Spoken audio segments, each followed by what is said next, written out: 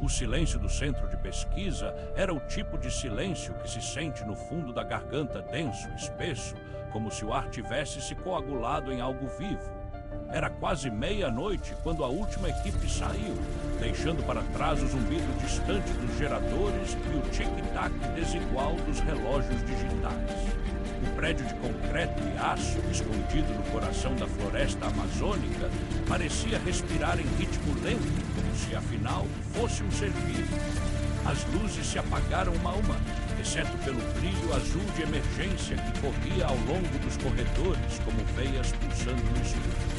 Na sala de controle, o único equipamento ainda ligado era o gravador de áudio analógico, um modelo antigo, quase obsoleto, mas que os técnicos insistiam em usar por causa da qualidade de gravação superior em condições extremas. Era um aparelho de fita, com um fole de metal e um disco magnético que girava com um som quase imperceptível. Os cientistas chamavam-no de Wolfeiro por causa do formato arredondado do alto-falante. Ninguém sabia quem o instalara, nem porque fora mantido no centro de operações. Era um relicário de tecnologia de outro tempo, uma reliquia do passado que ninguém queria deixar ir. Era lá que o som foi gravado. A equipe de pesquisa havia chegado 2 meses antes, com o objetivo de estudar anomalias eletromagnéticas no solo da região. Os dados indicavam padrões estranhos, oscilações que não combinavam com nenhuma fonte natural conhecida. O sítio, escolhido por seu isolamento e sua geologia peculiar, tornara-se um laboratório de fronteira, onde os limites entre o físico e o metafísico pareciam mais tênues do que em qualquer outro lugar do planeta. Alguns dos pesquisadores começaram a notar coisas, luzes que se moviam no canto do olho, sons que vinham de paredes vazias, um cheiro de terra molhada mesmo em dias secos. Mas ninguém falou nada, não havia provas, apenas sensações. E no mundo da ciência, sensações não contam. Na madrugada de 17 de abril, o último relatório do turno foi enviado. O chefe de equipe, o doutor Elias Vitor, escreveu apenas "tudo sob controle, fim do turno, até amanhã". Depois apagou o computador e saiu. A porta de aço se fechou com um clique seco. A luz vermelha do sistema de segurança piscou 2 vezes e apagou. E então o silêncio. Mas o gravador continuava ligado. A 00H07, o disco magnético, começou a girar. O sinal de gravação acendeu, um pequeno LED vermelho pulsando como um coração morto. Nada mais se moveu no prédio, nenhum vento, nenhuma vibração, nada. Apenas a fita se desenrolando lentamente, registrando o vazio. Até que a 00H18 o som começou. Primeiro foi um ruído baixo, quase imperceptível, como se o ar em si estivesse tremendo. Um zumbido como o murmúrio de um motor em câmara fechada. Então algo mais nítido, um som de passos. Não o eco de tênis ou sapatos, algo mais pesado, mais lento, como se os pés fossem feitos de algo que não se encaixava na terra, mas sim no que estava sobre ela. Os passos não batiam no chão. Eles se deslocavam como se o ar fosse o solo. O gravador não era sensível ao som. Era um equipamento de alta fidelidade, projetado para captar vibrações sutis, sons em frequências inaudíveis para o ouvido humano. Ele registrava o que o ouvido não ouvia. No entanto, o que veio a seguir não era apenas som, era linguagem. Um som que, ao ser ouvido, desafiava a estrutura do cérebro. A gravação começou com um sussurro, não em português, não em inglês, não em qualquer língua terrestre. Era uma onda de sons que pareciam se dobrar sobre si mesmos, como se a própria forma do som fosse capaz de se enrolar como um tubo de papel. Os técnicos que mais tarde ouviram a gravação disseram que, ao primeiro ouvido, sentiram um gosto metálico na boca. Outros sentiram dor atrás dos olhos. Um dos cientistas, o doutor Lúcia Mendes, desmaiou assim que a fita foi colocada no leitor. Disseram que ela acordou gritando, não em português, mas em uma série de sílabas que não existiam na língua humana. O que foi gravado não era um som, era uma presença. A gravação durou 52 minutos e 37 segundos, e no final havia um silêncio que não era vazio. Era cheio, como se o ar estivesse cheio de algo que não podia ser visto, mas que era sentido, como se o silêncio fosse ele próprio um som. Quando a fita foi descoberta no dia seguinte, ninguém sabia que ela estava gravando. O sistema de gravação automática havia sido ativado por erro, um ajuste mal feito na configuração do horário. O alarme de segurança não havia sido acionado. Ninguém tinha notado. Até que o novo técnico, um jovem chamado Rafael, foi chamado para limpar a sala de controle. Ele estava preocupado com o som estranho que ouvira ao passar pela porta, como se algo estivesse falando com ele, mesmo sem abrir a boca. Ele colocou a fita no leitor e ouviu. No início foi só o zumbido, depois os passos, depois as vozes. O que Rafael ouviu foi algo que ele jurou nunca ter escutado antes, mas que ao mesmo tempo sentiu que já havia ouvido em sonhos, em pesadelos, em memórias que não eram dele. As vozes não falavam, elas eram como se o som fosse a própria matéria do que estava falando. Como se o que estava sendo dito não fosse uma mensagem, mas uma reconfiguração da realidade. E então, no minuto 48, algo mudou-se.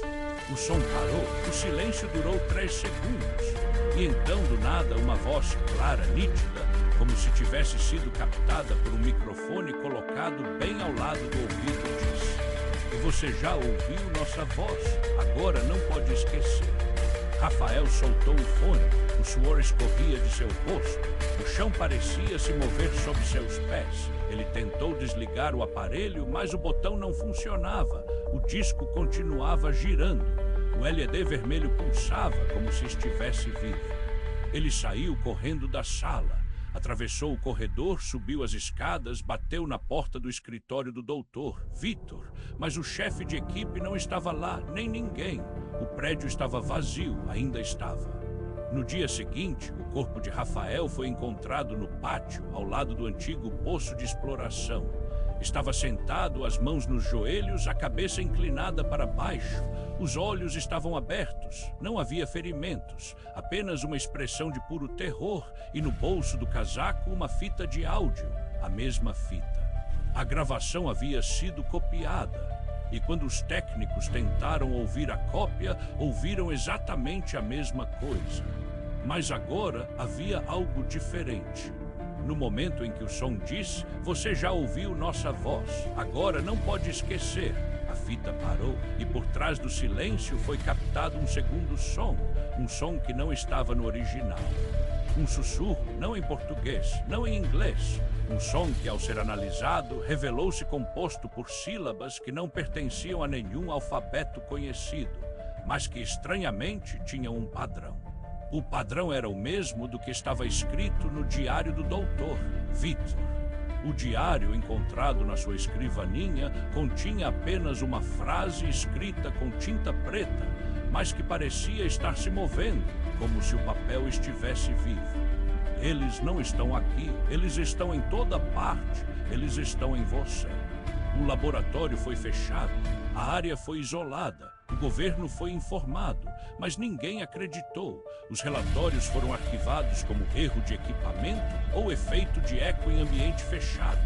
A fita foi guardada em uma caixa de chumbo, selada com cera negra e enviada para um cofre subterrâneo no deserto do Saara. Mas mesmo assim, o som continuou. 20 dias depois, um funcionário do cofre em um posto de controle no Egito ouviu algo. Ele estava sozinho, trabalhando no turno da madrugada. A sala era silenciosa, apenas o som da ventilação. Então, algo no sistema de áudio interno, um sistema antigo, usado para comunicação entre postos, e começou a emitir um ruído, um sussurro. Ele apertou o botão de escuta. O som veio direto do alto-falante. "E você já ouviu nossa voz, agora não pode esquecer." Ele soltou o fone, o sangue escorria de seus olhos, e no monitor uma imagem que não deveria estar lá mostrava o interior do cofre. Um homem sentado, com a cabeça baixa, as mãos nos joelhos. O homem era ele, mas ele não estava lá. Ele estava sozinho. E no dia seguinte foi encontrado morto no mesmo local, sentado, os olhos abertos. No bolso do casaco, uma fita, a mesma fita. A gravação foi analisada. O som era exatamente o mesmo, mas agora havia algo novo. No segundo em que o som disse, você já ouviu nossa voz. Agora não pode esquecer. Uma voz diferente entrou, uma voz humana. Uma voz que parecia ser a do próprio técnico que havia morrido, mas que não poderia ser, pois ele estava morto.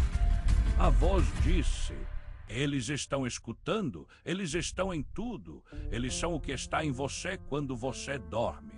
A fita foi destruída, mas em um pequeno arquivo digital guardado em um servidor em nuvem, um arquivo foi encontrado.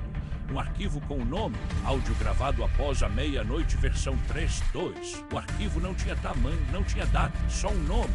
E quando aberto, ele não reproduzia som, ele só dizia: e você já ouviu nossa voz, agora não pode esquecer. É nas últimas linhas do arquivo, escrito em letras minúsculas, como se fosse um sinal. Eles estão em você, eles estão no som, eles estão no seu silêncio. O tempo passou, outros arquivos foram encontrados, em um computador abandonado em uma casa no interior do Pará, em um telefone celular esquecido no fundo de uma mochila em Belém, e uma fita de vídeo antiga, encontrada em um depósito de lixo eletrônico em São Paulo. Todos tinham a mesma mensagem, todos tinham o mesmo som, e todos tinham o mesmo final. No silêncio entre o ruído e o som, entre o que é dito e o que é ouvido, há algo mais antigo do que o homem. Algo que não veio do espaço, que não veio da terra, que não veio de nenhum lugar. Eles vieram do que está entre os lugares. Eles são o que escuta quando ninguém mais escuta. Eles são o que grava quando ninguém mais grava. Eles são o som que permanece depois da meia-noite. Quando o relógio marca 00H00 e o mundo se esquece de existir, o som começa. Porque em algum lugar, alguma coisa está sempre gravando. E quando você ouve, você já está dentro do som. Porque o que foi gravado não foi um som, foi uma presença. E ela não quer ser ouvida. Ela quer ser ouvida. E quando você ouve, você já está escutando. E quando você está escutando, já é parte do que está sendo gravado. E quando você está no áudio, não há como sair. Porque o que foi gravado não é apenas som. É vida, é pensamento, é consciência. E no fim, o que importa não é o que ouvimos, é o que nos escuta. E eles estão escutando agora. Ouvir. Então você já ouviu nossa voz. Agora não pode esquecer.